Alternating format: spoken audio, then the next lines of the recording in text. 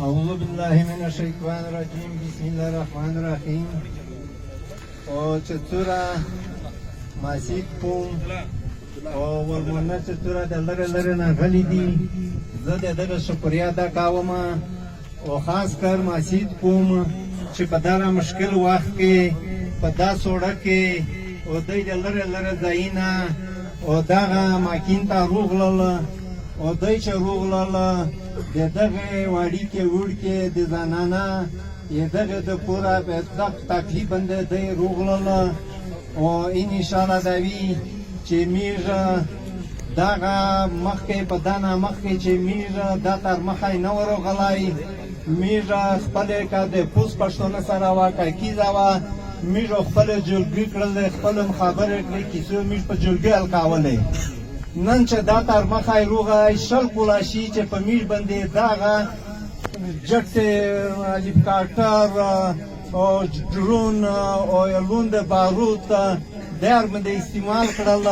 او د څه شي وکړل دای نن تایي چې ته میشته ملک خالقا یې میش د کوم د مازای دا مطابق دا فیصله د چتوس ماسیت چې کیما فیصله وکړي میژه د توس سره شانه بشانه وي او بل چې کیما دو سید وغا سنامي جو او دغه دی ویلی وی چې مثال د میژو روټینا باندې کوي یو څه شي کی چې کیما فیصله توس وکړي او میژ دا تفزیز ایده چې کیما ملک یې چې خالي شوی دی نو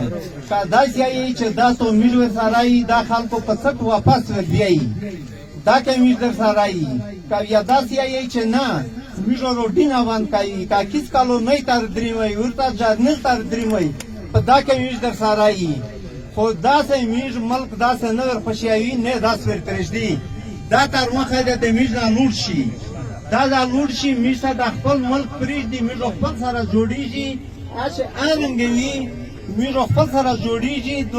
د هیڅ میژ ته ضرورت نشته او بل چې کیما مدنیاتي داغه چې څکو دا د مدنیات د پورا کو دا تر جنگ چې وخت د ډالر جنرالونه ډالر یوړل ګوره چې دای په پټانا کې په بلدي باندې دای بانګله وکړل په زورینای وکړل نن نور ته نه دی ورپوته نن دای سیایي چې دا مدنیاتي چې دا ځنه یوسه دا د میږ د توته د پلاری د نکی مدنیاتي دا مدنیاتو میږ داس نه ورکایي او بل چې کیما دو او په وریا د میږ د پرمه جولګاوا ا جولګا د میږ مشر منظور چې ورولا ځلی هغه د میږ وزیر اعلی تا ورغلی کمشنر تا ورغلی هغه در ټیم په میږ ترک چې 2.5 خلک کې زغ ظالم پلا مړ ک اچھا میشه بیا ورغلی هغه خلک ټول دا ویلل چې میږ باندې چې څکو وکماس کو گرین جولګا دو یو مانی په یمانی دای چې کیما دو هغه فیصله مالي کوي نه نرزخ په دا یایما چې توس کوم کیما فیصله وکي دا مسید او ان شاء الله دا یی چې میژه د توس سره تسار کوي توس میش توس ورنای او ان شاء الله دا یی میژه غون په پښتون په دا ځاخ کی او میژه شانه بشانه د توس سره یې لوري وښونه ځواني